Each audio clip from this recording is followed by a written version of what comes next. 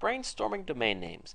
Okay, so you've started to dabble a bit in affiliate marketing and you have an idea of the type of product that you'd like to sell.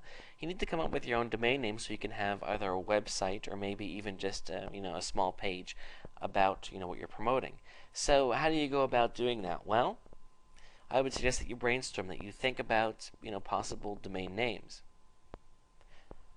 I want to go ahead and show you GoDaddy is the most popular domain registrar, and it is who we're going to be using, for example here. So let's say that I sit down and I come up with some domain names. I would encourage you to just write them down, and then you can come here and see if they're available. So let's say that I decide that I want it to be dog training. Okay. Well, first of all, that is way too general, and unfortunately, probably taken about 2 seconds after the internet went online. So it's not available. However, it's actually so general they didn't even give me. They did give me some things that are available. Dog travel training, my pet training online. That's actually not too bad.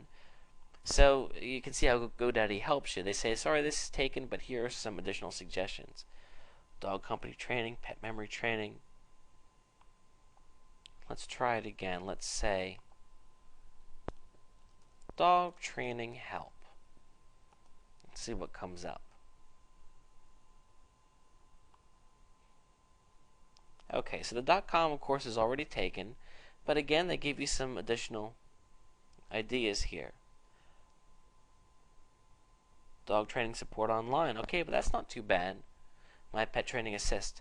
So again, you kind of get the ball rolling, and then GoDaddy is going to help you along the way.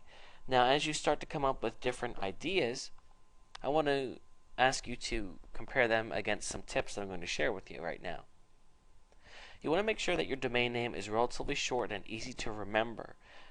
Keep in mind, if somebody hears your domain name, let's say that they heard it on the radio, are they going to be able to remember it to type it in, or if their friend tells them about it? That's a good thing to gauge it against. So, you want it to be short and easy to remember, not too complicated.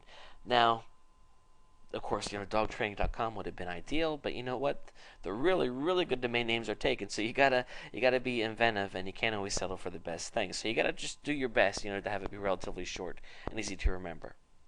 Does not contain numbers or hyphens. This is a big one. Sometimes you see domains written like dog-training-online.com because obviously dog training online was taken, but with the hyphens it's not. The search engines do not like hyphens. Hyphens are weird. They're hard to remember, or people won't, put them in, and then they're going to go to the wrong site. I would encourage you to stay away from hyphens and numbers. Now, if there's a number in your business name, certainly it's okay. But generally speaking, I would not suggest adding numbers, like you wouldn't want your site to be dog training 33 if there's no reason for it to be 33, because that's not going to fare well for you. Preferably a .com. This is really important. .com stands for commercial, and when you go to register your domain name, you're going to find that .infos are actually a lot cheaper. However, .infos are penalized a bit in the search engines. When somebody sees your site, or the search engines see your site, they're not going to recognize you as being serious because you don't have a .com. It's unfortunate, but that is the way that it is. .nets are okay. They're not as good as .coms, but they're okay. But how many times do you see a commercial on TV for something and it's not a .com? Keep that in mind. You want to make sure it's free from trademark infringement.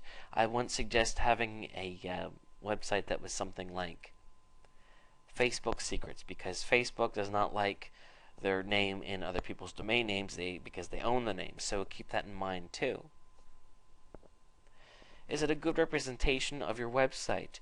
Sometimes, I sit down and I try to find a domain name, and when the ones that I'm looking for are taken, I start to kind of go off to the left, and I might end up with something that sounds good, but it's not a good representation of what I'm trying to sell. So that's actually bad.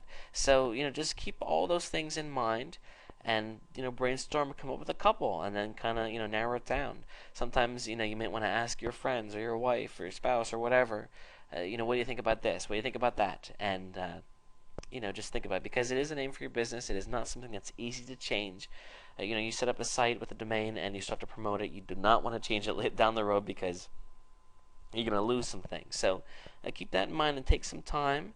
I won't fret over it too much, But come up with something that's going to be good for you.